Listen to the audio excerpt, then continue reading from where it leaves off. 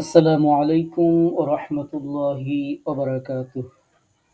আল্লাহ তাআলার দরবারে শুকরগুজার হচ্ছি, শুকরিয়া আদায় করছি যে আল্লাহ তাআলা জাল্লা শানুহু তার একান্ত মেহেরবানি, একান্ত অনুগ্রহে আমাদেরকে এই পৃথিবীতে আল্লাহ পাক রব্বুল আলামিনের দেয়া সর্বকালের, সর্বযুগের সর্বশ্রেষ্ঠ নেয়ামত পবিত্র আল কুরআনুল কারীমের সান্নিধ্যে আমাদেরকে আসার তৌফিক দান করেছেন। দুনিয়াবী সমস্ত কর্মব্যস্ততা, অসুস্থতা, বিপদ-আপদ, বালা-মুসিবত থেকে আল্লাহ তাআলা আমাদেরকে হেফাজত করে কোরআনের সান্নিধ্যে আসার জন্য কবুল করেছেন। এজন্য আমরা আল্লাহ পাক রব্বুল আলামিনের দরবারে শুকরগুজার হচ্ছি, শুকরিয়া আদায় করছি। আমরা পড়ছি আলহামদুলিল্লাহ। লাখো কোটি দুরূদ এবং সালাম জানাচ্ছি সর্বকালের, সর্বযুগের সর্বশ্রেষ্ঠ মহামানব যে নবী সাল্লাল্লাহু আলাইহি ওয়াসাল্লামের উপর পবিত্র কুরআনুল কারীম অবতীর্ণ হয়েছিল, যিনি ছিলেন পবিত্র কুরআনুল কারীমের বাস্তব নমুনা, যার উপর ঈমান এনে হেদায়েতের আলোয় আমরা আমাদের হৃদয়কে আলোকিত করেছি, যে নবীর সুপারিশ এবং শাফায়াত লাভের মাধ্যমে আমরা জান্নাতের অধিবাসী হব বলে বিশ্বাস করি, সেই রাসূলের প্রতি আমরা দুরূদ পড়ছি। আমরা পড়ছি সাল্লাল্লাহু আলাইহি ওয়াসাল্লাম। সম্মানিত উপস্থিতি, আজকে আমাদের সহজ পদ্ধতিতে সহিহ কোরআন তেলাওয়াত এর চতুর্থ ক্লাসে হুজুর একাডেমির পক্ষ থেকে আপনাদের সকলকে স্বাগত জানাচ্ছি। ক্লাসের শুরুতে আমরা আল্লাহ তাআলার দরবারে প্রার্থনা করছি, আল্লাহ পাক রব্বুল আলামিন পবিত্র কুরআনুল কারীম শিখার জন্য আমাদের অন্তরে যেন আগ্রহ তৈরি করে দেন। শয়তানের ওয়াসওয়াসা, নাফসের তাড়না থেকে আমাদের ঈমান ও আমলকে যেন হেফাজত করেন। আমাদের মেধার দুর্বলতাগুলোকে যেন আল্লাহ তাআলা দূর করে দেন। আমাদের হৃদয়কে যেন পবিত্র কুরআনুল কারীমের জন্য প্রশস্ত করে দেন। আমাদের জিহ্বার জড়তাগুলোকে আল্লাহ পাক রব্বুল আলামিন যেন দূর করে দেন। এজন্য আল্লাহ তাআলার দরবারে আমরা প্রার্থনা করে আমরা আমাদের চতুর্থ ক্লাস শুরু করছি। চতুর্থ ক্লাসে আমরা যেটি শিখব সেটি হচ্ছে গত যে ৩টা ক্লাস হয়েছে সেই ৩টা ক্লাসে আমরা প্রথম ক্লাসে পবিত্র কুরআনুল কারীম আমি আপনি কেন শিখব সে সম্পর্কে আমরা আলোচনা করেছি। দ্বিতীয় ক্লাসে আমরা আলোচনা করেছি হুরুফ সম্পর্কে। আমাদের তৃতীয় ক্লাসে আমরা আলোচনা করেছি হরকত সম্পর্কে। আর আজকে আমাদের চতুর্থ ক্লাসে আমরা তানবিন সম্পর্কে আলোচনা করব। তানবিন আমরা গত ক্লাসে যেটি করেছি জবর, জের, পেশ। আপনারা এখানে যারা উপস্থিত আছেন ম্যাক্সিমাম সবাই এটির সাথে পরিচিত যে তানবিন কাকে বলে। তারপরও আমি সংক্ষেপে একটু বলছি, যেহেতু আমরা বলেছি যে আমরা শুধু নিজেরাই শিখব না, আমরা আরেকজনকে কিভাবে শিখাবো আমরা এই ক্লাসটা থেকে সেটিও জেনে নেব যে কিভাবে আমরা আমাদের সন্তানদেরকে খুব সহজে, সুন্দরভাবে, সাবলীলভাবে আমরা যেন আমাদের সন্তানদেরকেও শিখাতে পারি। এজন্য আমরা নিজেরা যদিও জানি, তারপরেও আমরা কিভাবে সন্তানদেরকে শিখাবো সেজন্য, বা কিভাবে একজন যে মানুষের কোরআনের জ্ঞান নেই তাকে কিভাবে আমরা কোরআন শিখাবো, এজন্য আমরা একটু গুরুত্ব দিয়ে শুনবো এবং আমরা সেভাবেই উপস্থাপন করার চেষ্টা করব ইনশাআল্লাহ। আমরা যেটি দেখছি তানবিন আমাদের এই স্লাইডে দেখা যাচ্ছে। তো আমরা যথারীতি যেভাবে ক্লাস পরিচালনা করি সেটি হচ্ছে ক্লাসটা আমরা দিব না, ক্লাসটা আমরা সম্মিলিতভাবে সবাই মিলে আমরা ক্লাসটা শেয়ার করব ইনশাআল্লাহ। তো শুরুতে আমরা শারমিন জাহান আপু, আপনি শুনতে পাচ্ছেন আমাকে? আসসালামু আলাইকুম ওয়া রাহমাতুল্লাহ। ওয়ালাইকুম আসসালাম ওয়া রাহমাতুল্লাহ। জি, আপনি আমাদের এই স্লাইডটি পড়েন। আরবি হরফে সম্পৃক্ত চিহ্নসমূহ। তানবিন। জি, তারপরে ২ জবর হ্যাঁ, বা ২ জবর বান, আচ্ছা ২ জের বা ২ জের বিন, ২ পেশ বা ২ পেশ বুন। বলি। তাহলে আমরা জানলাম যে ২ জবর, অর্থাৎ উপরে যেটি থাকে জবর, নিচেই থাকলে জের, আর যে মাথায় একটু বাঁকা মতো থাকলে পেশ। তো সেটা ২ জবর আমরা জানলাম, ২ জের, ২ পেশ। তো এটাকে আমরা বাংলা ভাষায় কিভাবে আমরা এটাকে করব, প্র্যাকটিস করব। সেটি আমরা যেহেতু তানবিন পড়ছি সেহেতু আগে একটু তানবিনের পরিচয়টা জেনে নিই। তানবিনের পরিচয়টা, জান্নাতুল ফেরদাউস আপু শুনতে পাচ্ছেন আমাকে? জান্নাতুল ফেরদাউস আপু, আচ্ছা। সেলিমা সুলতান আপু,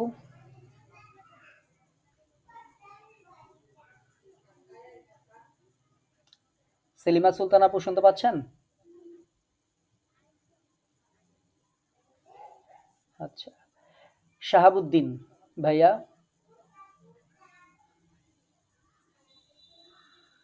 শাহাবুদ্দিন ভাইয়া। আসসালামু আলাইকুম। ওয়ালাইকুম আসসালাম রহমতুল্লাহ। জি, আপনি এই স্লাইডটা পড়েন। আসসালামু আলাইকুম। জি হুজুর, শুনতে পাচ্ছি। হ্যাঁ, আপনি এই স্লাইডটি পড়েন।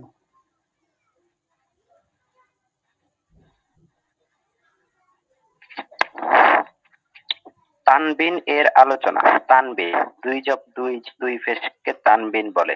তানবিনের উচ্চারণ তাড়াতাড়ি করতে হয়। আচ্ছা, তাহলে আমরা গত ক্লাসে বলেছিলাম যে হরকতের উচ্চারণ তাড়াতাড়ি করতে হয়, সেটা ছিল। আর আজকে জানলাম যে তানবিনের উচ্চারণও তাড়াতাড়ি করতে হয়।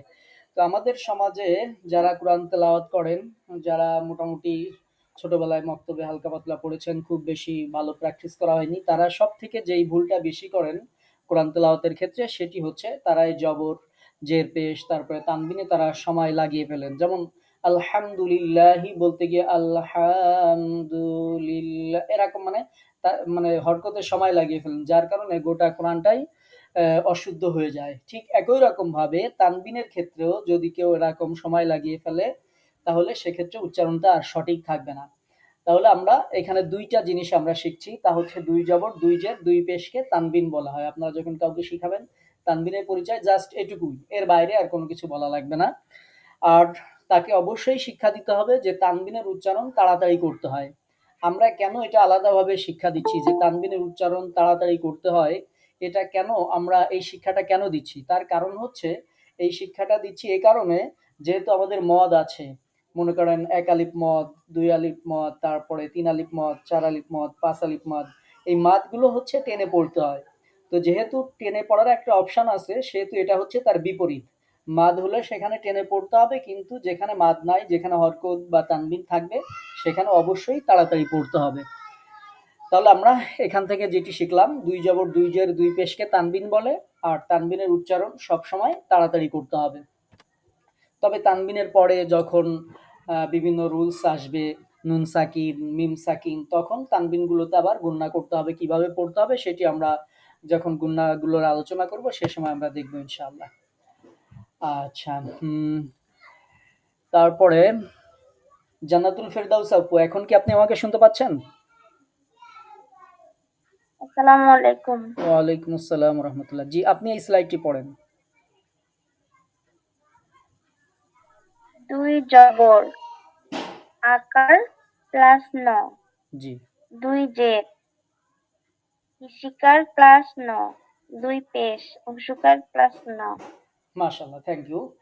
তাহলে আমরা বাংলা ভাষায় যদি আমরা আমাদের ছোট ছেলে মেয়েদেরকে শেখাতে চাই, বা একজনকে শেখাতে চাই যাকে বাংলা দিয়ে শেখাতে চাচ্ছি, তাকে জাস্ট এটুকু বললে হবে যে আকারের সাথে দন্তন্য যোগ হবে দুই জবরে, আর দুই জেরের সময় রস্যিকারের সাথে দন্তন্য যোগ হবে, দুই পেশের সময় রস্যুকারের সাথে দন্তন্য যোগ হবে। তো একটু আগেই শারমিন জাহান আপু যখন পড়েছে, আপনারা সবাই শুনেছেন, বা দুই জবর বান, তো তখন তিনি আকার এবং দন্তন্য যোগ করেছেন। এরপরে বা দুই জের বিন, তখন রস্যিকার এবং দন্তন্য যোগ করেছেন। যখন বা দুই পেশ বুন পড়ছেন, তখন রস্যুকার এবং দন্তন্য যোগ করেছেন। তাহলে আমরা আবারও জানছি, দুই জবরের সময় আকার প্লাস দন্তন্য যোগ হয়, দুই জেরের সময় রস্যিকার প্লাস দন্তন্য যোগ হয়, দুই পেশের সময় রস্যুকার প্লাস দন্তন্য যোগ হয়। যেহেতু সবাই জানেন, এজন্য আমরা এখানে আর সময় নিচ্ছি না।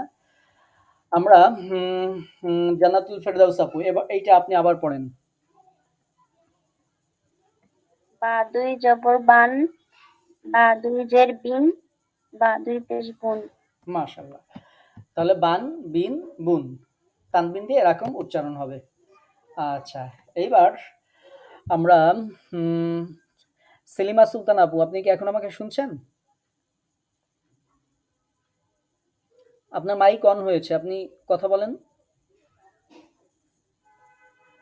আচ্ছা, আপনার কথা আমরা শুনছি না। প্রয়োজনে যদি কারো এরকম সমস্যা হয় তাহলে আপনারা একটু লিভ নিবেন, অর্থাৎ কলটা কেটে দিয়ে আবার জয়েন করবেন। অনেক সময় কোনো প্রবলেমের কারণে এরকম হয়, পরে কেটে দিয়ে আবার জয়েন করলে তখন এটা ঠিক হয়ে যায়। তো আপনার কথা আমরা শুনতে পারছি না। আপনি প্রয়োজনে একটু কেটে দিয়ে আবার জয়েন করেন, তাহলে আশা করি ঠিক হয়ে যাবে ইনশাল্লাহ। আচ্ছা, রিসুল খাফিফা আপু শুনতে পাচ্ছেন আমাকে? জি, আসসালামু আলাইকুম। ওয়ালাইকুম আসসালাম ওয়া রাহমাতুল্লাহ। এখানে কি আছে বলেন? জি, মিম দু জবর মান। আচ্ছা, তার সাথে আর কিছু আছে কি? মিম আলিফ দু জবর মান। মাশাআল্লাহ, মিম আলিফ দুই জবর মান। মান। আচ্ছা, এবার আমরা মিলিয়ে নিব আপনার উত্তরটা সঠিক আছে কিনা। জি, উত্তরটা সঠিক। Thank you. তাহলে এখানে মিম আলিফটাকেও বলতে হবে, এটুকু মনে জি রাখবেন। জি। আচ্ছা, এরপরে আপনি এটা বলেন। মিম দুজের মিন। আচ্ছা, মিম দুই জের মিন। এরপরে এটা বলেন। মিম দুই পেশ মুন। মুন। আচ্ছা, হ্যাঁ, আপনার তিনটা উত্তরই কারেক্ট। ধন্যবাদ আপনাকে। আর যে রুবেল ভাইয়া, ওই আর জেড রুবেল ভাইয়া শুনতে পাচ্ছেন? জি হুজুর। আপনি বলেন এটা কি আছে? বা আলিফ দুই জবর বান। বা আলিফ দুই জবর বান। তাহলে আমরা একটু মিল করে দেখি আপনার অ্যান্সার কারেক্ট আছে কিনা। জি, অ্যান্সার সঠিক। এরপরে আপনি এটা বলেন। বা দুই জের বিন। বিন। হ্যাঁ, সেলিমা আপু এখন আপনাকে শোনা যাচ্ছে। জি জি, জি, শোনা যাচ্ছে। আচ্ছা। তা আমি কি একটু বলবো তাহলে? হ্যাঁ, আমি আপনাকে ফলো দিচ্ছি। রুবেল ভাইয়ের সাথে শেষ করে আপনার কাছে আসছি ইনশাআল্লাহ। আচ্ছা। আচ্ছা, এরপরে হ্যাঁ, আপনার এই উত্তরটাও সঠিক। আচ্ছা, এটা বলেন। বা দুই পেশ বুন। বুন। আমরা দেখলাম আপনি তিনটাই সঠিক বলেছেন। তো ঠিক আছে, ধন্যবাদ আপনাকে। আমরা সেলিমা আপুর কাছে যাচ্ছি। সেলিমা আপু বলেন। জি। আচ্ছা, এখানে ওয়াও দুই ওয়াও, এটা কি হামজাটার উচ্চারণ হবে নাকি? এটা আমরা বলেছিলাম যখন আলিফের উপর যদি জবর জের পেশ থাকে তখন আলিফটা হামজা হবে, কিন্তু আলাদা যখন থাকে তখন এটা আলিফই বলতে হবে। তাহলে আপনি তাহলে আমি পড়ব ওয়াও দুই জবর ওয়ান।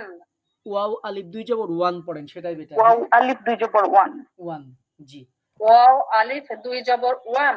জি, আপনার উচ্চারণ মানে ইয়েটা সঠিক। ধন্যবাদ। এরপরে এটা বলেন। ওয়াও দুই জের উইন। মাশাআল্লাহ, আপনি একটা এক্সেলেন্ট জবাব দিয়েছেন। এটা আমাদের অনেকেই, আমাদের যারা কোর্স করেন অনেকেই এটা ভুল করেন। সেটা হচ্ছে ওয়া দুই জের কি হবে? ওয়া দুই জের আপনি যেটা বলেছেন উইন, এটাই হবে সঠিক। কেউ ওয়া দুই জেরকে ভিন বলেন, তারপরে কেউ অর্থাৎ ভ, ব এরকম বিভিন্নভাবে মানে ওয়ার উচ্চারণটা হয় না। কেউ হামজা বানিয়ে ফেলেন। তো এটা একটু জটিল। কিছু ব্যতিক্রম উচ্চারণ আছে, তার মধ্যে এটা একটি। আর একটা হচ্ছে ইয়া দুই পেশ ইউন, এটা মনে রাখবেন। আর ওয়া দুই জের হচ্ছে উইন।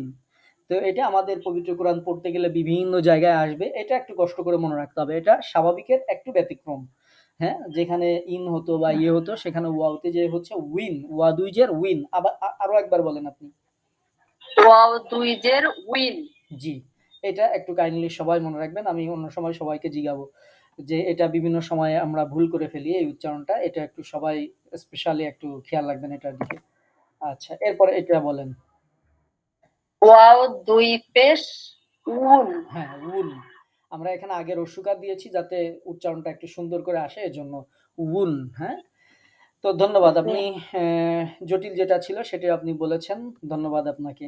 আচ্ছা, এরপরে আমরা যাচ্ছি আজিজুল হক ভাইয়ার কাছে। আসসালামু আলাইকুম। ওয়ালাইকুম আসসালাম রহমতুল্লাহ। জি, বলেন। আইন জবর হা। হ্যাঁ, জবর দা। ভালো করে বলেন। জবর দা। হ্যাঁ, বা আলিফ দুই জবর বান। তাহলে কি হলো? তাহলে আজাবান। আজাবান। আচ্ছা, এখানে একটা জিনিস সবার খেয়ালের জন্য একটু বলি। এর সাথে সাথে আমাদের সেই যে কার্ডগুলো আপনাদেরকে দেখতে বলেছিলাম, একটু মুখস্থ করতে বলি নাই, জাস্ট দেখতে বলেছিলাম। তো সেখান থেকে একটু দেখলে আপনার কি মনে আছে আইনটা কোথা থেকে উচ্চারণ হবে? আইটা উচ্চারণ হবে আই। গলার মাঝখান থেকে, কণ্ঠনালীর মাঝখান থেকে। ফলকের মধ্যখান হইতে। জি জি, থ্যাংক ইউ। হ্যাঁ, আচ্ছা, ইয়া, এরপরে আছে দাঁতের জিম। দাঁতের গোড়ায়, না না না রাগাটা দাঁতের গোড়ায় লাগে।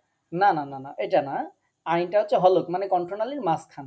আচ্ছা সমস্যা নাই, আস্তে আস্তে হয়ে যাবে। আপনার কারো ভুল গেলে কেউ মন খারাপ করবেন না, এটা আমাদের প্র্যাকটিস করতে করতে সবারই হয়ে যাবে ইনশাল্লাহ। জিম, জিমটা জিমটা জিমটা কোথায় বলতে পারবেন কি? জিহ্বার মধ্যখান, তার বরাবর তালুর সাথে লাগাইয়া। জি জি শারমিন জান আপু, আমরা বুঝতে পারছি যে আপনি মোটামুটি মুখস্থ করে ফেলছেন। তো আমরা আরেকদিন, আমিও মুখস্থ করি নাই, আমি একবার দুইবার করে দেখি, আমিও মুখস্থ করে দিই। আচ্ছা আচ্ছা, তো আলহামদুলিল্লাহ আপনি পারছেন। তো আমরা যখন যাকে জিজ্ঞেস করব তাকে একটু সময় দিতে হবে, হ্যাঁ। আমরা সে অবশ্যই একসময় পারবে। তো ইনশাল্লাহ আমরা আর কি পাশ থেকে তাকে সাহায্যটা আপাতত না করি। আমরা যখন বেঁধে যাই তখন সেই জিনিসটা শিখলে আমাদের মাথার মধ্যে বেশিক্ষণ থাকে। অর্থাৎ পরীক্ষায় একটা প্রশ্ন আসছে, আপনার উত্তরটা জানা নেই, বাট সেই সময় যদি কেউ কাছ থেকে শোনেন তখন দেখা যাবে ওইটা আপনার স্থায়ী হবে। তো আমরা একটু ভাবার জন্য সময় দিব, চিন্তা করার জন্য একটু সময় দিব, আগেই আপনারা কাইন্ডলি উত্তরটা বলবেন না। আচ্ছা তাহলে জিহ্বার মাঝখান থেকে, আজিজুল হক ভাই বলেন তো। জিহ্বার মাঝখান থেকে তালুর সাথে লাগিয়ে জিম, তাহলে আ জিয়া আর বা আলিফ দুই জবর, বা আলিফ দুই জবর বান, তাহলে কি হলো? আ বলেন। বা হবে, হ্যাঁ তাহলে একসাথে উচ্চারণ করেন, আজাবান। আজাবান। জি আপনার উত্তর সঠিক, আমরা একটু দেখে নিলাম অ্যান্সারটা আপনার সঠিক, আজাবান। আচ্ছা আমরা এগুলো প্র্যাকটিস করতে করতেই আমরা ওই যে মাখরাজগুলো ইনশাল্লাহ শিখে ফেলবো। জি আপনাকে ধন্যবাদ। এরপরে মারুফা সুলতানা আপু।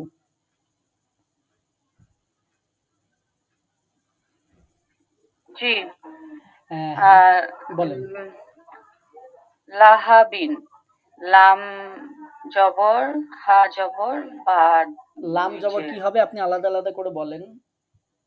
লাম জবর লা, হা জবর হা, বা দুই জের বিন। আচ্ছা এবার আপনি, আপনার কাছে একটা প্রশ্ন, এই হা মাঝখানে যেটা মিডিলে, এই হাটা কোথায় মনে আছে কি? এটা হচ্ছে কণ্ঠনালীর থেকে, মানে প্রেসার দিয়ে। হ্যাঁ কণ্ঠনালী প্রেসার দিয়ে, দুটাই সঠিক। কণ্ঠনালী শুরু থেকে, হ্যাঁ শুরু থেকে। হ্যাঁ আচ্ছা লাহা বিন। আচ্ছা এবার আমরা আপনার উত্তরটা একটু মিল করি, লাহা বিন। জি আপনার অ্যান্সার সঠিক, ধন্যবাদ আপনাকে। এরপরে আমরা যাচ্ছি মাহি ইসলাম আপুর কাছে। মাহি ইসলাম আপু শুনতে পাচ্ছেন আমাকে? মাহি ইসলাম আপু কি ভাই? আমি জাস্ট বুঝতে পারছি না এই মুহূর্তে, তো আপনি কি শুনতে পাচ্ছেন আমাকে? হ্যাঁ বলেন, আপনার কথা, আপনার তো মাইক অন আছে, কথা বলেন। আসসালামু আলাইকুম। ওয়ালাইকুম আসসালাম। আচ্ছা আপু আপনি বলেন। স্ক্রিনে যেটা দেখা যাচ্ছে এটা পড়েন। খ পেশ খু শিন অপেশ সু। জি একটু, এটা হ্যাঁ একটু কষ্ট করে আবার বলেন। খ পেশ খু, খ খু শিন পেশ সু, বাশ বু, বা দুই পেশ বুন, খুশু বুন। মাশাআল্লাহ। খ পেশ খু, শিন পেশ সু, বা দুই পেশ বুন, খুশু বুন। আচ্ছা আপনি আজকে আমাদের ক্লাসে নতুন, ধন্যবাদ আপনাকে। তো মাঝে যে শিনটা আছে এই শিনটা উচ্চারণ হয় জিহ্বার কোন জায়গা আপনার কি জানা আছে? জিহ্বার মাঝখান থেকে, মানে আমরা যে মাঝখান থেকে। জি আমরা যে হরফগুলো উচ্চারণ করব, এই হরফগুলো উচ্চারণ করার আলাদা আলাদা জায়গা নির্ধারণ করা আছে। আরবিতে 29টি হরফ 17টি জায়গা থেকে উচ্চারিত হবে। তো শিনের স্থান হচ্ছে, তার স্থান, তার ফ্ল্যাট বরাদ্দ হচ্ছে জিহ্বার মাঝখানে, এখানেই সে থাকতে পারবে, অন্য কোথাও গেলে তার সেটা অবৈধ হয়ে যাবে। তো এজন্য শিনটা কোথা থেকে উচ্চারণ হবে? জিহ্বার মাঝখানে, হ্যাঁ এটা মনে রাখবেন। তাহলে আবার বলেন তো, উচ্চারণটা আবার করেন। খয়েশ খু, শিন পেশ সু, জি খুশ বাদ খুশু বুন। হ্যাঁ আমি আপনাকে যেটা বোঝাতে যাচ্ছি, শিনটা আপনার জিহ্বার মাঝখানে যাচ্ছে কিনা এটা একটু আপনাকে খেয়াল করতে হবে। হ্যাঁ খুশু বুন, খুশু বুন, হ্যাঁ, খুশু যদিও গুণ।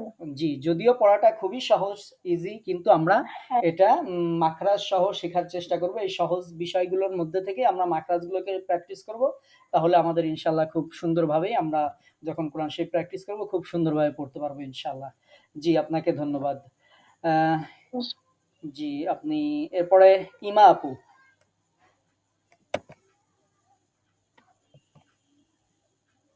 ইমা আপু শুনতে পাচ্ছেন আমাকে?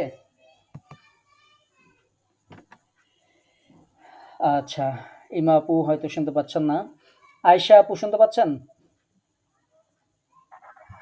আসসালামু আলাইকুম হুজুর, জি শুনতে ওয়ালাইকুম পাচ্ছি। আসসালাম ওয়া রাহমাতুল্লাহ। জি, আপনি এটা বলেন। নুন জবর না, বা আলিফ জবর বা, না বা, তা দুই জবর টান, তা আলিফ দুই জবর টান, না বা টান। আচ্ছা, এখানে আপনি এই যে নাবাতান, বাতে টানলেন, কেন টানলেন? টানেনি হুজুর, টানেন নাই? তাহলে তো তা দুই জবর টান। না, এই যে পুরাটা পড়েন। নুন জবর না, হুম, বা আলিফ জবর বা, হুম, না বা, তা আলিফ দুই জবর টান, হুম, একসাথে বলেন। না বা টান। নাবাতান। আপনার পড়ার মধ্যে একটু টান হচ্ছে। আচ্ছা, এখানে কেন টান হচ্ছে বা কেন টানছেন আপনি কি বলতে পারবেন? কি আলিফ থাকার জন্য? সঠিক। আমি টানি নাই, বা ওই যে না, শিখালেন যে হরকত আপনি বা যে তানবিন না থাকলে টানা যাবে না। না টানলে এর একটা অপরাধ। এটা টানতে হবে, কেমন? ঠিক না, আমাকে দাও, আমাকে দাও। এটা হচ্ছে টানতে হবে, টানার জন্যই। কারণ হচ্ছে এই যে এখানে এই যে আলিফটা আছে না, হরকতের জি, উচ্চারণ তাড়াতাড়ি হবে, কিন্তু এটা হচ্ছে এর সাথে একটা সংযুক্ত আছে, আলিফ আসসালামু আছে। আলাইকুম। তো আলিফ যখন এরকম খালি আলিফ থাকবে, ডাইনে যখন জবর থাকবে তখন এক আলিফ টান হবে। ডাইনে যদি পেশ থাকতো অথবা জের থাকতো তাহলে আমরা আলিফে টানতাম না। যেমন ভাবে টানি নাই তা দুই জবর তান, তা আলিফ দুই জবর তান, এখানে আমরা টানছি না। তো আমরা তাহলে এখানে যে রুলসটা আমরা শিখছি সেটি হচ্ছে আলিফ যদি খালি থাকে, ডাইনে যদি জবর থাকে, তাহলে এক আলিফ টানতে হবে। আপনি বলেন তো কি বললাম আয়শা আপু? ও জি, মানে জবরের পাশে যদি খালি আলিফ থাকে তাহলে এক আলিফ টানতে হবে। গুড, একেবারে যথার্থ বলেছেন। তো জবরের বাম পাশে এটা উল্লেখ করতে হবে, জবরের ডান পাশে হইলে আবার হবে না, জবরের বাম পাশে। অথবা দুই ভাবে এটাকে বলা যায়, সেটা হচ্ছে জবরের বাম পাশে খালি আলিফ থাকলে এক আলিফ টানতে হবে, অথবা আলিফ যদি খালি থাকে তার ডাইনে যদি জবর থাকে তাহলে এক আলিফ টানতে হবে। যার যেভাবে খুশি, মানে আপনাদের পছন্দ মতো আপনারা বলবেন, কোনো সমস্যা নাই, বাট বিষয়টা শুধু বুঝতে পারলেই হলো। আমরা কাউকে হুবহু রুলস মুখস্থ করাবো না, আমরা শুধু দেখবো যে আপনি জিনিসটা বুঝতে পারছেন কিনা। জি, আর হুজুর ওই দুই জবরের ক্ষেত্রে না, শুধু দুই, এক এক জবরের পাশে না। হ্যাঁ সঠিক সঠিক, এক জবর। তো ঠিক আছে, আপনাকে ধন্যবাদ। এর পরের মাদগুলো আমরা এভাবে প্র্যাকটিসের মধ্যে শিখে ফেলবো। এবার আমরা একটু দেখে নিই আপনার উত্তরটা সঠিক কিনা। জি, আপনার উত্তরটা সঠিক, ধন্যবাদ আপনাকে। তাহলে আপনি আবার বলেন নাবাতান, বলেন তো আয়শা আপু। জি, না বা টান। হ্যাঁ, বাতে একটা লিপ টানতে হবে। তাহলে আমরা সবাই এখানে একটা নতুন জিনিস শিখলাম। জি, ধন্যবাদ আপনাকে। ইমা আপু, এখন কি আপনি আমাকে শুনতে পাচ্ছেন? ইমা আপু, হ্যাঁ বলেন। আসসালামু আলাইকুম। ওয়ালাইকুম আসসালাম ওয়া রাহমাতুল্লাহ। জি, আপনি এটা পড়েন। নুন জবর না, বা আলিফ জবর বা, না বা, তা দুই জের তিন, না বা তিন। আচ্ছা, এইখানে বাতে টানবো কেন বলেন তো?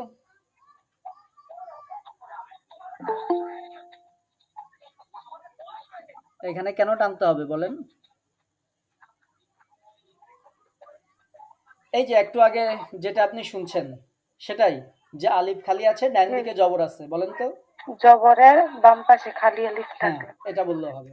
তাহলে জবরের বাম পাশে খালি আলিফ থাকলে সেটা হচ্ছে এক আলিফ মাদ। হ্যাঁ, সেটার নাম আমি বলছি না, কারণ নাম বলে আপনি আপনাদেরকে মাদগুলোকে কঠিন করবো না, নাম একসময় শেখাবো পরে। আপাতত শুধু এটুকু জানেন যে জবরের বাম পাশে খালি আলিফ হলে এক আলিফ টানতে হয়। তাহলে এটা আবার বলেন তো, নাবাতিন বলেন। না বা তিন। হ্যাঁ, তাহলে এটা মনে রাখবেন, জবরের বাম পাশে খালি আলিফ। আচ্ছা, আপনার উত্তর সঠিক, আপনাকে ধন্যবাদ। আহ, এরপরে মনোয়ারা বেগম আপু, আপনি আমাকে শুনতে পাচ্ছেন? আসসালামু আলাইকুম। ওয়ালাইকুম আসসালাম রহমতুল্লাহ। আপনার কি অন্য কোনো নাম আছে, ডাক নাম বা না, অন্য কোনো নাম নাই? মনোয়ারা, শুধু মনোয়ারা। শুধু মনোয়ারা। আচ্ছা, এটা জিজ্ঞেস করার কারণ হচ্ছে কাউকে জিজ্ঞেস করি নাই, আপনাকে জিজ্ঞেস করলাম, কারণ হচ্ছে আমার মায়ের নাম হচ্ছে মনোয়ারা। তো এই জন্য আর কি, যদি আপনার অন্য কোনো আমার নাম। শ্বশুর বাড়িতে একটা নাম আছে, আমার জি, শ্বশুর বাড়িতে নাম রাখছিল ইতি। ইবতি, ইতি। ইতি। আচ্ছা, তাহলে আপনি যদি কিছু মনে না করেন, আমি আপনাকে ইতি নামেই ইনশাল্লাহ ডাকবো। হ্যাঁ, আচ্ছা ঠিক আছে। আচ্ছা জি, আপনি এটা পড়েন। সালাসাতা। হ্যাঁ, আপনি বানান করে পড়েন, সালাসাতান। আরবিটা দেখে বানান করে পড়েন। সা জবর সা, হ্যাঁ, লাম আলিফ জবর লা, সালা। সা জবর সা, তা দুই জবর তান, সালাসাতান। সালাসাতান। আচ্ছা, এখানে আপনি ক্লাসে জয়েন করার পরে একটা নিয়মের কথা আমরা এতক্ষণ আলোচনা করেছি, এখানে দেখেন তো সেই নিয়মটা কি আছে? হুজুর, আমি মানে প্রথম থেকেই মানে কোনো লিংক আসে নাই, আমি অ্যাড হইতে পারি নাই, আমি অপেক্ষা করতেছিলাম, কোনো কিছু মেসেজ টেসেজ কিছুই আসে নাই, আমি প্রথম থেকে ক্লাসটা জয়েন করতে পারি নাই। ও, এখন কিভাবে জয়েন করলেন? এখন এই যে আমি মানে আমার বোনের কাছে মেসেজ পাঠাইছি যে আমার তো এখনো কোনো ইয়া আসে নাই, লিংক আসে নাই, পরে আমি তো এগুলো বুঝি না, পরে আমার মেয়ের কাছে আনছি, আমি পরে আমার বোনে পাঠাইছে যে নিচের যেটা ওইটা লিংক, ওই আচ্ছা, কেমনে কেমনে জানি পরে অ্যাড করে। হ্যাঁ, এই একদিন জয়েন করছেন, আর সমস্যা হবে না ইনশাল্লাহ। আর আপনার কাছে গ্রুপ থেকে মেসেজ যাবে, আমরা পার্সোনালি সবার কাছে মেসেজ পাঠাই না, আমাদের একটা গ্রুপ আছে কোরআন শিক্ষা 2। পার্সোনালি না, গ্রুপ থেকেই মানে হ্যাঁ, গ্রুপ থেকে মানে আমি পাই নাই আর কি। আচ্ছা আচ্ছা, আমি দেখবো গ্রুপে চেক করে যে গ্রুপে আপনি অ্যাড আছেন কিনা, যদি অ্যাড না থাকেন অ্যাড করে নিব ইনশাল্লাহ, জি সমস্যা হবে না। জি, ধন্যবাদ জি। আপনাকে। তাহলে দেখেন তো এখানে সেই নিয়মটা আছে কিনা। কোন নিয়মটা হুজুর? এতক্ষণ যে নিয়মটা আমরা বললাম, আলিফ খালি ডাইনে জবর, হ্যাঁ তো হ্যাঁ। এখানে লাম আলিফ, লাম আলিফ মূলত এর মধ্যে একটা আলিফ আছে, হ্যাঁ, এই জন্য লাম আলিফেও টানতে হবে, এটা মনে রাখতে হবে যে আরবিতে অন্য হরফের উপর যদি হরকত থাকে সেটা টানা যায় না, যেমন সাতে জবর আছে, সাতে টানা যাবে না, তা তো অন্য কোনো, কিন্তু লাম আলিফে যদি জবর থাকে লাম আলিফটা টানতে হবে, কারণ লাম আলিফের সাথে একটা আলিফ আছে, এজন্য লাম আলিফটা টানতে হবে, এটা একটু সবাই মনে রাখবেন। সালাসাতান বলেন তো। সালাসাতান। জি, আমরা সালাসাতান পড়বো না, সালাসাতান বলেন। সালাসাতান। আচ্ছা, লাম আলিফে টানতে হবে কেন? যেহেতু এর সাথে একটা আলিফ আছে। জি, ধন্যবাদ আপনাকে। সাথেই থাকেন আর এটা বন্ধ করেন, সমস্যা নেই। আচ্ছা, আমরা কাউসার পারভিন আপু, আপনি কি শুনতে পাচ্ছেন আমাকে? জি, আসসালামু আলাইকুম। ওয়ালাইকুম আসসালাম রহমতুল্লাহ। আপনি এটা একটু বলেন। জি, এই যে আপনার স্ক্রিনে যেটা দেখা যাচ্ছে এটা একটু বানান করে পড়েন, জাতি বানান করে জাতি বানান করে পড়েন, জি, বানান করে হাপেশ হু এরা। হাফেজ হু, হ্যাঁ মিম জাকের মা, হ্যাঁ, যা তা দুইতে তিন, হুমা জাতিন। আচ্ছা, এই যে হুমা জাতিন, এখানে কি মিমে টানা যাবে? জি না, টানা যাবে না, তাহলে আবার পড়েন। হুমা জাতিন। হুমা জাতিন বলেন তো। জি, হুমা জাতিন। হ্যাঁ, হুমা জাতিন মনে রাখতে হবে যে টিনে মানে ইসের যেন কখনো টান না হয়ে যায়, এটা একটু মনে রাখতে হবে। হুমা জাতিন। তাহলে হুমা জাতিন। জি, আপনাকে ধন্যবাদ। আচ্ছা, শারমিন জাহান আপু, আপনি এটা আবার পড়েন। হুমা জাতিন, হাপেশ হু, মিম জবর মা, যা জবর জাত, তা দুই পেশ, তা দুই যে তিন, হুমা জাতিন। হুমা জাতিন। আচ্ছা, এইবার আপনার কাছে প্রশ্ন, এই যে গোল হাটা, এই গোল হাটা কোথা থেকে যেন উচ্চারণ হয়? এটা হলকের শুরু থেকে, হলকের গোড়া থেকে, এটা 1 নাম্বার মাখরাজ। মাশাআল্লাহ, থ্যাংক ইউ। তাহলে সবাই, আমি এক একজনকে জিজ্ঞেস করছি যাতে আপনারা অন্যরাও এগুলো মুখস্থ হয়ে যায়, আমরা এভাবে বারবার জিজ্ঞেস করতে থাকবো, এভাবেই শুনে শুনে আমরা মুখস্থ করে ফেলবো ইনশাল্লাহ। তাহলে হুমা জাতিন, এখানে কোথাও টানের কোনো অপশন আছে? কোথাও কি টানা যাবে এই সেন্টেন্স, মানে এই শব্দটাতে কোথাও কি টানা যাবে? এতে তো কোনো টান হবে না, কোথাও কোনো টান হবে না। ধন্যবাদ, থ্যাংক ইউ। আপনারা অনেক সুন্দর অ্যান্সার করছেন, আপনাদেরকে কংগ্রাচুলেশন। আচ্ছা, এরপরে রিসুল খাফিফা আপু, আপনি বলেন তো এটা কি লেখা আছে? সোয়াদ আলিফ জবর স, লাম লাম জের লি, হা আলিফ দু জবর হান, সোয়ালিহান। আবার পড়েন, বুঝে শুনে সুন্দর করে পড়বেন, আবার পড়েন। সোয়াদ আলিফ জবর স, লাম লাম আলিফ জের হবে। না, লামজেল্লি, আপনার বানান ঠিক আছে। আচ্ছা, বানান ঠিক আছে। সোয়ালিহান। সলিহান, হ্যাঁ, সোয়াদে টানতে হবে। আপনি মাঝে টানতে একটু হবে। সময় ক্লাসে ছিলেন না, সোয়ালিহান। একটু সময় আপনি ক্লাসে ছিলেন না, হয়তো বাইরে ছিলেন। তো আমরা যেটা আলোচনা করেছি সেটা হচ্ছে জবরের বাম পাশে যদি খালি আলিফ থাকে তাহলে এক আলিফ টানতে হয়। সলিহান, হ্যাঁ, সলিহান, বলেন তো। সোয়ালিহান। জি, এভাবেই আমরা আমাদের উচ্চারণগুলোকে আমরা কারেক্ট করব। কারণ হচ্ছে এই ছোট্ট ছোট্ট শব্দের মধ্যে যদি ভুল থেকে যায় তাহলে আমরা যখন তিলাওয়াত করি আমাদের তিলাওয়াতের মধ্যেও ভুল থাকবে। এজন্য এগুলো দিয়েই আমরা ইনশাল্লাহ ঠিক করব। আজিজুল হক ভাইয়া, শুনতে পাচ্ছেন আমাকে? জি হুজুর, শুনতে পাচ্ছি। জি, আপনি এটা পড়েন। হামজা জবর আ, আ জবর আ, দাল আলিফ দুই জের দিন, দাল আলিফ, দাল আলিফ দুই জের ও দান। হ্যাঁ, আচ্ছা, দালে কি জের আছে নাকি জবর আছে, কি আছে বলেন তো? দুই জবর আছে। দুই জবর, হ্যাঁ, তাহলে এটা একটু খেয়াল করে বলতে হবে। তাহলে এটা উচ্চারণটা কি হবে? এটা হবে দান হবে। দান, তাহলে তিনটা একসাথে করেন। তিনটে একসাথে করলে আহাদান। আহাদান। আচ্ছা, আপনার অ্যান্সার সঠিক, আহাদান। তারপর আমরা একটু দেখে নিলাম। জি, ধন্যবাদ আপনাকে। আচ্ছা, তাহমিনা আপু, আপনি কি শুনতে পাচ্ছেন আমাকে? তাহমিনা আপু,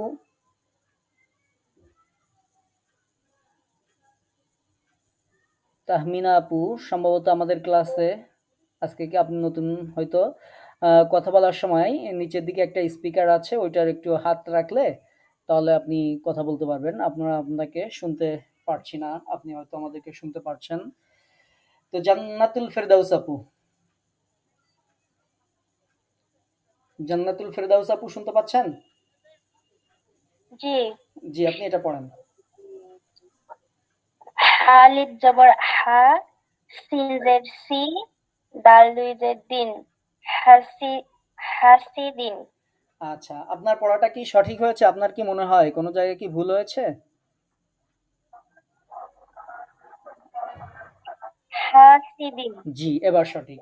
হাসিদিন, হাতে এক আলিফ টানতে হবে। কেন টানতে হবে আমরা অনেকবার রিপিট করেছি, এজন্য আর বললাম না। আচ্ছা, এরপরে হ্যাঁ, তাহমিনা আপু, আপনি এখন একটু কথা বলেন তো, দেখি আমরা শুনতে পাই কিনা। জি, শুনতে পাচ্ছি।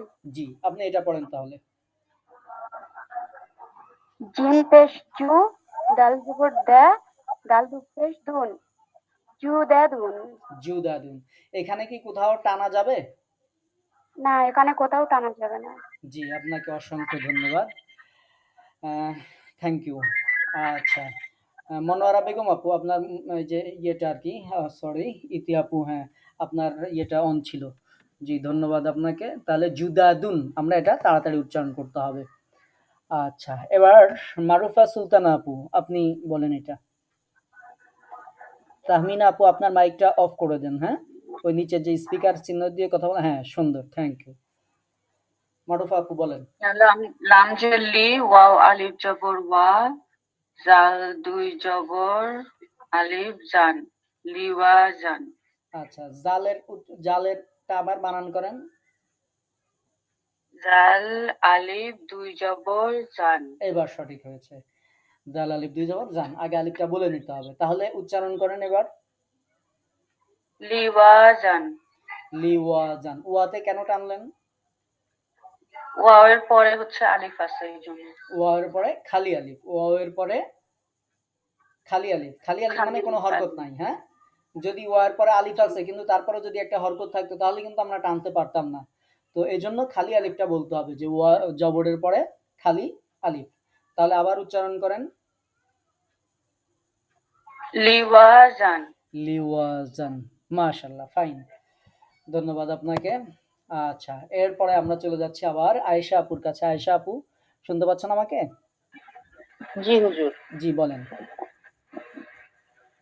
হামজা জবর আ, খ জের খি, আ খেই, জাল দুই পেশ জুন, আখি জুন। আখি জুন। আচ্ছা, ধন্যবাদ আপনাকে। আচ্ছা, আমরা একটু শারমিন জাহান আপুর কাছে আবার যাচ্ছি। শারমিন জাহান আপু, আপনি বলেন তো খ এর মাখরাজ কোথায়? আচ্ছা, শারমিন জাহান আপু শুনতে পাচ্ছেন না হয়তো। রুবেল ভাইয়া, আপনি কি বলতে পারবেন খ এর মাখরাজ কোথায়? মানে 3 নাম্বার মাখরাজ হলকের শুরু হইতে উচ্চারিত হয়। আচ্ছা, আপনার মাখরাজের নাম্বার বলা সঠিক, তবে হলকের শুরু না, হলকের শেষ। ও শেষ। শুরু হচ্ছে 1 নাম্বার, হ্যাঁ, আর মিডল হচ্ছে 2 নাম্বার, আর শেষ হচ্ছে 3 নাম্বার। ও শেষ, হলকের শেষ হ্যাঁ। হইতে উচ্চারিত। মানে আমাদের জিবার গোড়ার নিচে যে জায়গাটা, অর্থাৎ গলা যে জায়গা আমাদের মুখের সাথে জয়েন্ট, এইখান থেকে আখি জুন। আচ্ছা, জি আয়েশা জান আপু, আপনি বলেন তো রুবেল ভাই যেটা বলেছে খ এর মাখরাজটা কোথায়?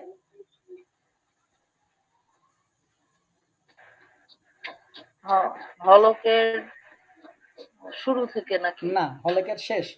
হলকের শুরু মানে যে পাশটা শেষ। বুকের সাথে জয়েন্ট, ওইটা হচ্ছে শুরু, মিডল হচ্ছে হুজুর আমার এই উচ্চারণ স্থানগুলা নিয়ে হচ্ছে একটু কঠিন লাগে। আচ্ছা, এমনিতে উচ্চারণ মনে হয় আমি পারি, কিন্তু হচ্ছে ওই কোথা থেকে উচ্চারিত হচ্ছে এটা বললে আমি আর পারবো না। আচ্ছা, ওইটা আপনি পারবেন না, এজন্যই আমাদের এখানে যুক্ত হয়েছেন। আপনার দায়িত্ব হচ্ছে ক্লাসে হাজির হওয়া, আর আমার দায়িত্ব হচ্ছে সর্বোচ্চ চেষ্টা করা যাতে আপনি পারেন। আর পারানোর দায়িত্ব হচ্ছে আল্লাহ পাক রব্বুল আলামিন। আমাদের চেষ্টার উপর আল্লাহ তাআলা যার যেমন চেষ্টা থাকবে, তাকে আল্লাহ তাআলা তত দ্রুত সেরকম ভাবে আল্লাহ তাআলা সেই তার অন্তরে কোরআনকে সেট করে দিবেন। তো আমরা যদি যার যার দায়িত্ব পালন করি তাহলে ইনশাল্লাহ আপনি পেরে যাবেন। আপনার দায়িত্ব আপনি ক্লাসে উপস্থিত হবেন, ক্লাসে আমরা যেগুলো বলি একটু প্র্যাকটিস করবেন। আমার দায়িত্ব হচ্ছে আমি আপনাদেরকে যত সুন্দরভাবে পারি আপনাদেরকে বোঝানোর জন্য চেষ্টা করা আমার দায়িত্ব।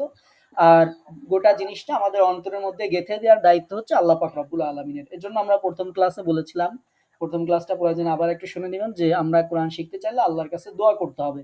আল্লাহ তাআলা আমাদের জিহ্বার জড়তাগুলো দূর করে দিবেন, জেহেন শক্তিকে বৃদ্ধি করে দিবেন। আমাদের কোরআন যে থাকবে, আমাদের অন্তরটা পরিষ্কার থাকা লাগবে। যেই অন্তরে ময়লা থাকে, মানে পাপ কাজের আধিক্য থাকে, সেই অন্তরে কোরআন থাকে না। এজন্য আমরা আমাদের ব্যক্তি চরিত্র, আমাদের আমল আখলাক, এগুলো যত আমরা সুন্দর করতে পারবো তত বেশি আমার মধ্যে কোরআন থাকবে। কোরআনটা হচ্ছে একটা নূর, আলো। এই আলো যেখানে থাকে সেখানে অন্ধকার থাকতে পারে না, আর যেখানে অন্ধকার থাকে সেখানে আলো থাকতে পারে না, সম্পূর্ণ বিপরীত ধর্মী অবস্থা। এজন্য আমরা যদি চেষ্টা করি তাহলে আপনি পারছেন না, আপনি পারবেন ইনশাল্লাহ। আপনি কি আমাদের গ্রুপে যে পিকচার গুলো দিয়েছিলাম মাখরাজের, সেগুলো কি দেখেছিলেন একবারও? সবগুলো দেখি নাই হুজুর, মানে আসলে কর্মব্যস্ততা। জি আরো 2টা কোর্সে ভর্তি হয়ে মাথা আরো খারাপ হয়ে গেছে, বাচ্চাদের পরীক্ষা। আচ্ছা, মানে একলা হিমশিম খেয়ে যাচ্ছে। এখন আমরা এজন্যই বলেছি যে আপনাদেরকে বাসায় আমি কোনো কিছু মুখস্থ করাবো না, আমার ক্লাসে মুখস্থ করা দেবো। বাট জিনিসটা একটু আপনাকে দেখতে হবে, আপনার মুখস্থ করার দরকার নেই। যখন আপনি একটু রেস্টে থাকেন, মোবাইলটা নিয়ে যখন আমরা ফেসবুক চালাই বা একটু রিল্যাক্স মোডে থাকি, জাস্ট আপনি শুরু থেকে শেষ পর্যন্ত পড়বেন, আপনার কোনো কিছু মুখস্থ করার দরকার নাই। মুখস্থ ইনশাল্লাহ আমি ক্লাসে করাবো। তো সময় পেলে একটু দেখবেন, দেখলে জিনিসটা আরো সহজ হবে ইনশাল্লাহ। জি, আপনাকে ধন্যবাদ। ইমা আপু, ইমা আপু শুনতে পাচ্ছেন আমাকে? জি, এটা পড়েন।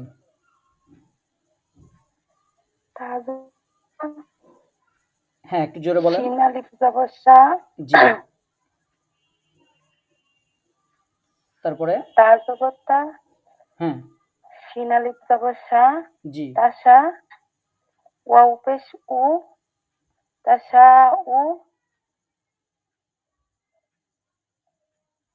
বলেন তারপরে। ঋণ, তাহলে কি হলো? এগুলোকে যোগ করেন। মাশাআল্লাহ, ফাইন। তাশাউরিন, হ্যাঁ, তো এই যে আমরা একটু আগে কিন্তু এই শিনটা কোথায় উচ্চারণ হবে বলেছিলাম, আপনার কি মনে আছে শিনটা আমরা কোথা থেকে উচ্চারণ করব? কোন জায়গা বলেন তো? শিন হচ্ছে জিহ্বার মধ্যভাগ, মাশাআল্লাহ মাশাআল্লাহ, এই তো এরকম করেই হয়ে যাবে ইনশাআল্লাহ। তারপর আবার উপরে তালুর সাথে লাগায়। জি, তাহলে তাশা উরিন, তাশা উরিন। আচ্ছা, তো এরপরে হ্যাঁ এরপরে এটা বলেন। আচ্ছা আপনি না, সরি, এরপরে আমরা চলে যাব সেলিমা সুলতানা আপু। জি বলেন।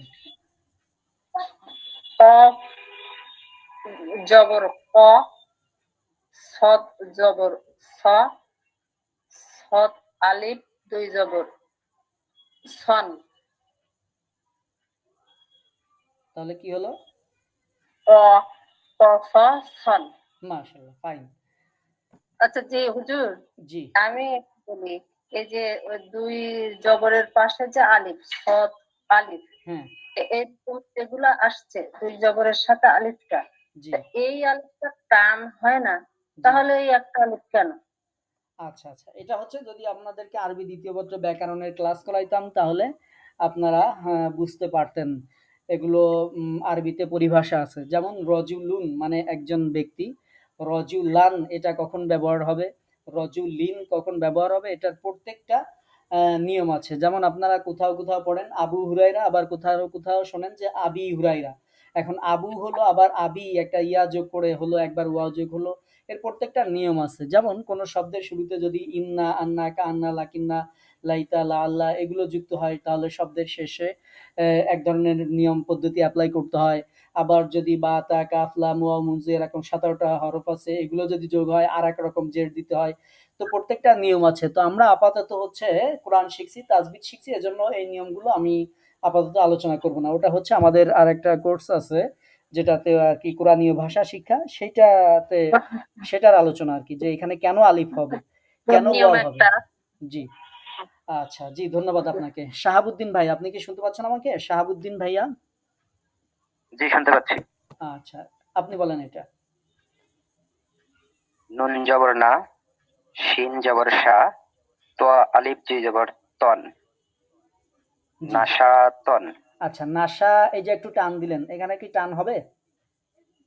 না, এখানে কোনো টান হবে না। তাহলে আবার বলেন। নাশাতান।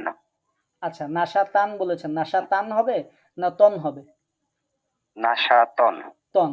ওই যে 8টা হরফ আমরা শিখেছিলাম, যে 8টা হরফে ইয়ে হলেও জবর হলো আকার আলিফ গ্রহণ হলেও করবে না, জবর হলো তারা জবর গ্রহণ করবে না, করবে না মানে আকার গ্রহণ করবে না। জবর হলো জবর তো গ্রহণ করবে, আকার গ্রহণ করবে না। তার মধ্যে তো একটা, তাই না? নাশা তন, নাশা তন। নাশাতন। হ্যাঁ এরকম তাড়াতাড়ি। মাশাআল্লাহ, ধন্যবাদ আপনাকে। শাহেলা পারভিন তানিয়া আপু, শুনতে পাচ্ছেন আমাকে? শাহেলা পারভিন তানিয়া আপু। জি আসসালামু আলাইকুম। ওয়ালাইকুম আসসালাম ওয়া রাহমাতুল্লাহ। জি আপনি বলেন। না বানান করে বলতে হবে। সজ্জের সি, র র জবর র, ত দুই জের তিন, র তিন। আচ্ছা আবার বানান করেন। সজ্জের সি, র আলিফ জবর র, হ্যাঁ র তিন, ত দুই জের তিন, শির তিন। হ্যাঁ সিরাতিন, কনফিডেন্টলি বলতে হবে। হ্যাঁ সজ্জের সি, র আলিফ জবর র, র আলিফ জবর বলার সময় একটু টানতে হবে। এমন না যে র এর সময় আপনি বলে যাবেন র আলিফ জবর র, ত দুই জের তিন, আবার টানার সময় টানবেন, তা না। যখনই পড়বেন তখনই ওটার উচ্চারণ করে যেতে হবে। র আলিফ জবর র, ত দুই জের তিন, হ্যাঁ তিন।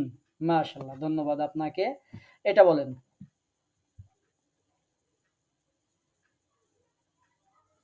গঞ্জের গি, গায়ে গাইন না গইন। গইন। হুম গঞ্জের গি, লামারি জবাল্লা, তা তপেস্তু। আচ্ছা আবার নেক্সট চান্স, আবার বলেন লাস্টে কি আছে? ত ত ত দুই পেস্তুন। আচ্ছা তোয়ার উপরে তর উপরে কিন্তু একটা নুক্তা আছে, এই দ যে দ দ দুই পেশ জুন গিলাজুন আচ্ছা গিলাজুন, এই গিলাতে কেন টানলেন? গিলাজুন হ্যাঁ, এই লাম আলিফে কেন টানলেন? এটা একেবারে টান হবে টান হবে, তাহলে গিলা গিলাজুন জুন। জুন আচ্ছা, ধন্যবাদ আপনাকে। গিলাজুন আচ্ছা, মাইকটা বন্ধ করেন। আমরা যেগুলো নিয়ে এতক্ষণ আপনাদেরকে বিরক্ত করলাম, যে আপনারা বলছেন কিন্তু আমি বলছি উচ্চারণটা হচ্ছে না, কেন এটা করলাম? আমরা এগুলো আলোচনা করেছি অলরেডি। আমরা কয়টা, সম্ভবত 10টা মাখরাজ আলোচনা করেছিলাম। তো এরপরে আমাদের অনেকেই নতুন যোগদান করেছেন, তাদের সুবিধার্থে আমরা এগুলো জাস্ট একটু রিভিশন দিয়ে যাব আর কি, আমরা পড়ে যাব ইনশাল্লাহ। মারুফা সুলতান আপু, আপনি পড়েন প্রথম থেকে। মারুফা সুলতান আপু শুনতে পাচ্ছেন? কণ্ঠনালী শুরু হইতে উচ্চারিত হয় হামজা হা শক্ত করে। আচ্ছা, আমি কণ্ঠনালী আরেকটু বলি, আপনি পড়বেন এভাবে। 1 নম্বর মাখরাজ, হ্যাঁ, এই সিরিয়ালটা আগে বলবেন। 1 নম্বর মাখরাজ, তারপরে বলবেন কণ্ঠনালী শুরু হতে উচ্চারিত হয় হামজা হা, অক্ষর দুইটা বলবেন, তারপরে বলবেন যে এই দুইটা হরফ শক্ত করে উচ্চারিত হয়। জি, তারপরে 2 নম্বর বলেন। 2 নম্বর মাখরাজ, কণ্ঠনালীর মধ্যখান হইতে উচ্চারিত হয় হরফ আইন হা, গলা চিপে রাখতে হয়। জি, তারপরে 3 নম্বর। 3 নম্বর মাখরাজ, কণ্ঠনালী শেষ হইতে উচ্চারিত হয় হরফ গইন খ, মোটা করে।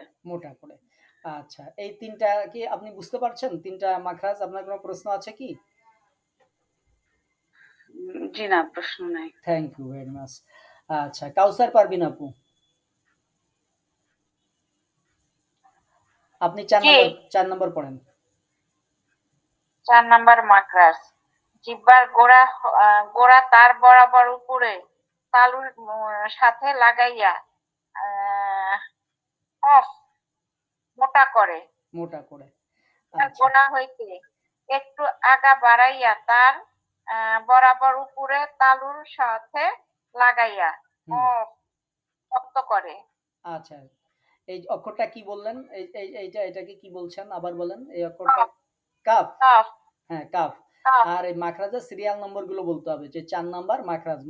আপনারা যখন পড়েন তখন হ্যাঁ, 4 নাম্বার বলে যাইতে হবে, তাহলে পরবর্তীতে ইয়ে থাকবে। আচ্ছা, এবার আমরা এই মাখরাজগুলো কিভাবে, জি, আচ্ছা, এই মাখরাজগুলো প্র্যাকটিস করার জন্য আমরা বলেছিলাম এর শুরুতে একটা হামজা জবর জের পেশ নিবেন, মানে এগুলো দিয়ে প্র্যাকটিস করবেন। যেমন আমরা যদি কফের শুরুতে হামজা জবর নিই, তাহলে হামজা কফ জবর আপ, তারপরে যখন জের নিব হামজা কফ জের ইক, আবার যখন পেশ নিব হামজা কফ পেশ উক, আক ইক উক। আবার কাপের সাথে যদি বলি আক ইক উক, এভাবে আর কি আপনারা বাসায় উচ্চারণগুলো একটু প্র্যাকটিস করবেন ইনশাআল্লাহ। এগুলো নিয়ে আমরা অলরেডি বেশ কিছু আলোচনা করেছি। ধন্যবাদ আপনাকে। এরপরে আয়েশা আপু, 6 নম্বর থেকে আপনি বলেন। জিহ্বার মধ্যখান তার বরাবর উপরের তালুর সাথে লাগাইয়া জিম শিন ইয়া শক্ত করে। তাহলে জিহ্বার মিডল পয়েন্ট তার বরাবর উপরের তালুর সাথে লাগিয়ে 3টা অক্ষর উচ্চারিত হবে এবং 3টা হরফই শক্ত করে উচ্চারণ করতে হবে। জিম শিন ইয়া। আমরা যখন প্র্যাকটিস করব তখন বলবো আজি ইজি উজি আশ ইশ উশ, হ্যাঁ, এভাবে প্র্যাকটিস করবেন। জি, ধন্যবাদ আপনাকে। তারপরে ইমা আপু, আপনি 7 নম্বর পড়েন।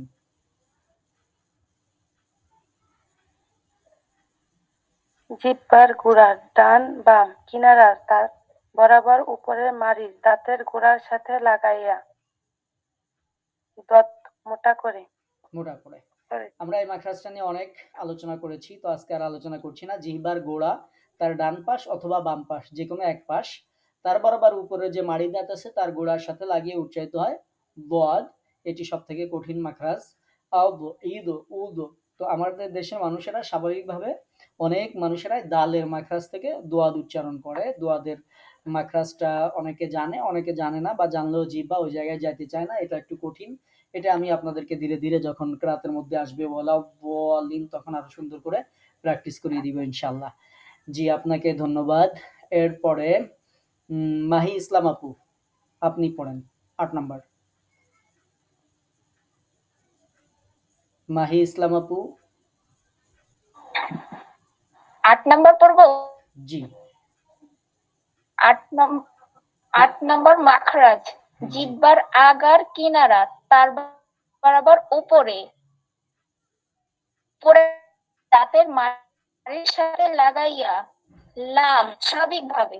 জি, তাহলে আমরা জানলাম জিহ্বার যে আগা, এই আগাটা লাগাবো আমরা উপরে যে দাঁতের মাড়ি আছে, যে বড় দুইটা দাঁত সামনে, আমরা যখন একটু হেসে দিই তখন ফার্স্টে যে দুইটা দাঁত দেখা যায় উপরে বড়, এই দুইটা দাঁতের যে মাড়ি আছে সেই মাড়ির সাথে লাগিয়ে জিহ্বার আগাটা লাগিয়ে আমরা লাম উচ্চারণ করব এবং স্বাভাবিকভাবে।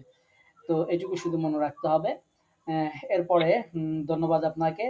9 নম্বর মাখরাজ পড়বেন আজিজুল হক ভাইয়া।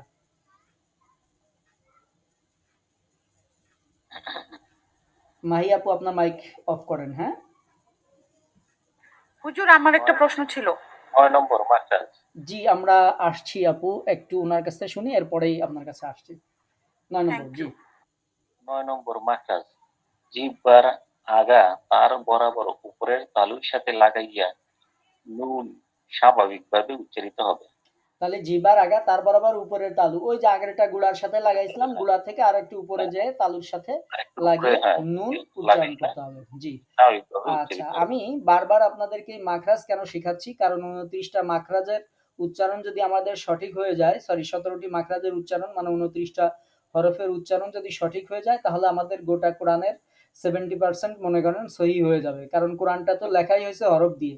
এখন হরফের উচ্চারণ যদি আমার সহি হয়ে যায়, তাহলে কোরআনটা পড়াই সহি হয়ে যাবে। এরপরে আছে কিছু গুণনার নিয়ম, কিছু আছে মাদের নিয়ম, এগুলো অল্প কিছু নিয়ম মুখস্থ করলেই বা অল্প কিছু নিয়ম অ্যাপ্লাই করলে শেষ। মেইন কাজটাই হচ্ছে হরফের। হরফটা যদি ভুল যায় তাহলে গোটা কোরআনটাই আমরা কিন্তু সহি করতে পারবো না। এজন্য আমরা বারবার একটু এটা প্র্যাকটিস করাচ্ছি। জি, শারমিন জানাবো, আপনি কি জানি বলছিলেন? হুজুর, আমি বলতে চাচ্ছিলাম আমাদের এই যে 8 নম্বর মাখরাজ লাম। জি।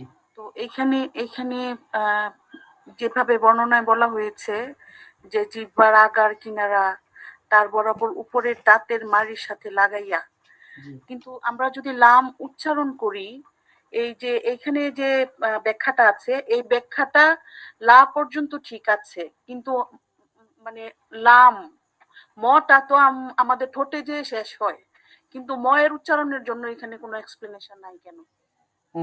অনেক সুন্দর প্রশ্ন করেছেন, এজন্য আপনাকে অসংখ্য ধন্যবাদ। তো এটা শুধু যে লামের ক্ষেত্রে তা কিন্তু না। আমরা যদি কাফ, একটু আগে আমরা কাফ উচ্চারণ করেছি, দেখেন কাফ যদি আমরা উচ্চারণ করতে যাই, কাফের কা কিন্তু ওই মাখরাজ থেকে আসছে, জিহ্বার গোড়া থেকে একটু আগে বাড়াইয়া, কিন্তু এর সাথে কিন্তু ফা চলে আসছে। তো এই ফাটা আমরা কোথা থেকে প্র্যাকটিস করলাম? এই ফাটা আমরা যখন ফায়ের মাখরাজে যাব, তখন আমরা এই ফাটা প্র্যাকটিস করতে পারবো। যে এই যে দেখেন ফাটা আছে নিচের ঠোঁটের পেট, সামনের উপরের দুই দাঁতের আগার সাথে লাগিয়ে এই ফাটা উচ্চারণ করতে হবে। তখন এই মাখরাজটাকে আপনার ওইটার সাথে যোগ করে ফেলতে হবে, তখন যা মাখরাজটা পুরোপুরি হবে আর কি। তখন কাফ বলতে গেলে তখন আপনার সুন্দর হবে। আচ্ছা, আর 2 নম্বর হচ্ছে হরফটা আমরা সরাসরি কোরআন পড়ার সময় আমরা হরফটা এভাবে উচ্চারণ করি না। অর্থাৎ কাফের সাথে যে ফা আসে, এই ফটা আমরা উচ্চারণ করি না। কারণ কাফের উপর জবর থাকলে আমরা কা বলি, জের থাকলে কি বলি, পেশ থাকলে কু বলি, দুই জবর থাকলে কান বলি, দুই জের থাকলে কিন বলি, দুই পেশ থাকলে কুন বলি। তার মানে কখনই আপনি সরাসরি শুধু কাফ কয়েকটা জায়গায়, যেমন কাফ, হা, ইয়া, আইন, সাদ, যখন এরকম হুরফে মুকাত্তাআত যেগুলো আলাদা, কিছু কিছু আয়াতের শুরুতে আলিফ লাম মিম এরকম যখন থাকে, শুধুমাত্র সেই কয়েক জায়গায় হরফগুলো উচ্চারণ করতে হয়। বাকি কোরআন শরীফে শুধু হরফ আমরা স্বাভাবিকভাবে উচ্চারণ লাগে না। তো এই জন্য তারপর আমাদের জেনে রাখতে হবে। আপনি যেটা বলেছেন লামটাও ঠিক একই সিস্টেম। লামটা আমরা যেমন পড়লাম, লামের সাথে মিম আছে। আচ্ছা, মিমটা কোথা থেকে হবে? এই যে দেখেন 15 নম্বরে আছে, দুই ঠোঁটের মধ্যস্থল থেকে মধ্যস্থল হতে। হ্যাঁ, তো ওইটা চলে আসবে, মানে সবকটা মাখরাজ যখন আমাদের প্র্যাকটিস হয়ে যাবে, তখন সবগুলোই এর মধ্য দিয়েই চলে আসবে। জি, ধন্যবাদ আপনাকে। Thank you so much. জি, ধন্যবাদ সুন্দর প্রশ্ন করার জন্য। আমরা সম্ভবত রুবেল ভাইয়া পর্যন্ত ছিলাম, এরপরে আমরা যাব সেলিমা সুলতানাপুর কাছে। জি হুজুর। জি, 10 নম্বর পড়েন। জি, 10 নম্বর। জি। জিহ্বার 10 নম্বর মাখরাজ, জিহ্বার আগার পিঠ তার বরাবর উপরের তালুর সঙ্গে লাগিয়ে র র জি র হ্যাঁ জি মোটা করে পড়তে হয়। এটা লাস্টে দেখেন এটা সিফাত, হ্যাঁ মোটা করতে হবে। সিফাতটা মানে হচ্ছে জি। কেমন করে আমরা হরফটা পড়বো, র। তো র স্বাভাবিকভাবে রটা মোটা হয়, কিন্তু এই রটা পাতলা পড়ারও নিয়ম আছে, সেটি নিয়ম আলাদা। তো স্বাভাবিক শুধু র যখন আমরা বলবো তখন এটা মোটাই হবে, আর র এর নিচে যদি আমরা জের দিই তখন রটা বারিক হবে, পাতলা হবে, সেটা অন্য আলোচনা। তো আপাতত আমরা এটা জানবো র। আচ্ছা, এই পর্যন্ত মাখরাজগুলো আমরা মোটামুটি আলোচনা করেছিলাম। এরপরের থেকে আমরা আজকে 2টা বা 3টা নতুন মাখরাজ একটু আলোচনা করব। শাহাবুদ্দিন ভাইয়া, আপনি 11 নম্বর পড়েন। জিহ্বার আগা সামনে উপরের দুই দাঁতের গোড়ার সাথে লাগাইয়া। ত, দাল, তা। সেলিমা সুলতান আপু, শক্ত আপনার করে। মাইকটা একটু বন্ধ করেন। হ্যাঁ, 11 নম্বর মাখরাজ, জিহ্বার আগা সামনের উপরের দুই দাঁতের গোড়ার সাথে লাগাইয়া। ত, দাল, তা। শক্ত করে। শক্ত করে। আচ্ছা, ধন্যবাদ। জি, আপনিও মাইকটা বন্ধ করেন। সেলিমা সুলতান আপু, আপনিও মাইকটা বন্ধ করেন। এটা বন্ধ হচ্ছে না কেন? ও আচ্ছা, আপনি যদি না পারেন তাহলে সমস্যা নেই, ওই নিচে একটা স্পিকারের চিহ্ন আছে, ওই চিহ্নতে একটু ক্লিক করলে বন্ধ হয়ে যাবে। আচ্ছা, সমস্যা নেই। জি, বন্ধ হয়েছে। তো আমরা এখানে খুব সুন্দর একটা জিনিস শিখলাম। জিহ্বার আগা সামনের যে উপরের দুই দাঁতের গোড়ার সাথে লাগাইতে হবে। উপরের যে দুই দাঁত আমরা সবাই এতক্ষণ আলোচনা করেছি, উপরে বড় যে দুইটা দাঁত সানায় উলিয়া বলা হয়। তো আরবির দরকার নাই, বাংলাটা যে বড় যে দুইটা দাঁত, এই দুই দাঁতের গোড়ার সাথে লাগিয়ে উচ্চারণ করতে হবে হচ্ছে আপনার তোয়া দাল তা। তোয়া দাল তা। আমরা যখন এটা প্র্যাকটিস করব তখন আত, ইত, উত এরকম উচ্চারণ করব, আদ, ঈদ, উদ। আচ্ছা, এখানে আমি একটু আদ এরকম করে বলছি, কারণ হচ্ছে দালটা কলকলার হরফ। তো আমরা এই হরফগুলো যখন পড়াবো, কলকলার হরফ একটু যেভাবে বাচ্চারা ক্রিকেট বল খেললে যেমন একটু মাটিতে ইয়ে করলে আবার ড্রপ দিয়ে ফিরে আসে, কলকলা হরফটা এরকম কিছুটা ফিরে আসবে, অর্থাৎ ইকো হবে, প্রতিধ্বনি হবে। হ্যাঁ, প্রতিধ্বনি হবে, ইকো হবে। তো তার মধ্যে তোয়াও একটি, কফ, তোয়া, বা, জিম, দাল। তো এর জন্য আমরা পড়েছি আতু, ইতু, উতু। আমরা আত পড়তে পারতাম, কিন্তু না বলে একটু ড্রপ দিলাম, এই কারণেই প্রতিধ্বনি করলাম, যেটা কলকলার হরফ, এবং এটা শক্ত করে পড়তে হবে। এরপরে তা যখন আমরা নিব, তখন তা যেহেতু কলকলার হরফ না, সেহেতু আমাদের তাতে আর এরকম কলকলা করার প্রয়োজন হবে না। তখন আমরা আত, ইত, উত জাস্ট স্বাভাবিক পড়ব। আচ্ছা, এরপরে হচ্ছে 12 নম্বর। আচ্ছা, 12 নম্বর তাহমিনা আপু, আপনি পড়েন 12 নম্বর। 12 নম্বর মাখরাজ, জিহ্বার আগা সামনের নিচের দুই দাঁতের আগার সাথে লাগাইয়া সোয়াদ, জা, সিন। কেমন করে উচ্চারণ করতে হবে বলেন? এই যে শীষ দিয়ে বলেন তো। সোয়াদ, জা, সিন। হ্যাঁ, উচ্চারণ করতে হবে কেমন করে? সিফাতটা বলেন, যে উচ্চারণ করতে হবে শীষ দিয়ে। কি লেখা আছে? শীষ দিয়ে। শীষ দিয়ে। আচ্ছা, শীষ দিয়ে কেন বললাম? আমরা যেমন বলি আস-সালাতু খায়রুম, তো এই যে আস, দেখেন এটা শীষ মতো আসছে। তো এটা স্বাভাবিকভাবে সোয়াদ এবং সিনের ক্ষেত্রে প্রযোজ্য হয়, ঝায়ের ক্ষেত্রে এরকম শীষ প্রযোজ্য হয় না, কিন্তু আমরা একসাথে দেওয়ার কারণে আর কি এখানে এভাবে দিয়ে দিয়েছি। তো ঝাতেও একটু ধাক্কা দিতে হয়, একটু প্রেসার ক্রিয়েট করে ঝাটা উচ্চারণ করতে হয়। যাতে তো অল্প সামান্য শীষ মতো হয়, যে যা। জি জি, অল্প। তো এই দুইটার মতো না, যাই হোক। তো এটা হচ্ছে ঝা এর মাখরাজ, তো অল্প হয়। তো এটা ছিল। তাহলে এটা আমরা উচ্চারণ করব কোথা থেকে? জিহ্বার আগাটা সামনের নিচের যে দুই দাঁত, এই দুই দাঁতের আগার সাথে লাগিয়ে, সামনের নিচের যে বড় দুইটা দাঁত আছে, উপরে যেমন দুইটা বড় দাঁত আছে, তার থেকে একটু ছোট নিচের দিকে আমাদের যে দুইটা বড় দাঁত আছে, সেই দুই দাঁতের আগার সাথে লাগিয়ে সদ, দা, সিন, আপনি এটা প্র্যাকটিস করবেন যে আপনার জিহ্বার আগাটা নিচের দাঁতের আগার সাথে লাগে কিনা। আপনি নিজেরটাই নিজে প্র্যাকটিস করবেন। যদি লাগে উচ্চারণ সঠিক, যদি না লাগে উচ্চারণ ভুল, এটা মনে রাখতে হবে। তো আপনারা এটা একটু প্র্যাকটিস করবেন ইনশাআল্লাহ। জি জি, এরপরে জান্নাতুল ফেরদাউস আপু, আপনি কি আমাকে শুনছেন? জান্নাতুল ফেরদাউস আপু,